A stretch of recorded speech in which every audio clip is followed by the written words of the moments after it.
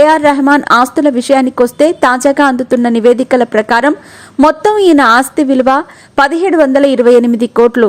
సినిమాలు, songs, live events ద్వారా మాత్రమే కాకుండా బ్రాండ్ ఎండార్మెంట్లతో పేరుతో డబ్బు కూడా బాగానే సంపాదిస్తున్నారు. సినిమాలలో పాటలు పాడేందుకు ఒక్కో పాటకు 3 కోట్లు తీసుకునే ఏఆర్ రెహమాన్ ఒక్కో సినిమాకి సంగీతం అందించడానికి 10 కోట్ల వరకు పారితోషికం తీసుకుంటున్నారు. ఇండియన్ ఫిల్మ్ ఇండస్ట్రీలో అత్యధికంగా రెమ్యునరేషన్ అందుకుంటున్న మ్యూజిక్ డైరెక్టర్ కూడా ఈయనే కావటం గమనార్హం. ఇక లైవ్ షో చేశారంటే మాత్రం ఖచ్చితంగా 2 కోట్లు తీసుకుంటారు. ఈయన ఆస్తుల విషయానికొస్తే లాస్ ఏంజల్స్ లో ఉన్న తన విలాసవంతమైన అపార్ట్మెంట్ ను స్టూడియోగా ఉపయోగిస్తున్నారు. అలాగే చెన్నైలో వ్యక్తిగత సంగీత స్టూడియో కూడా ఉంది.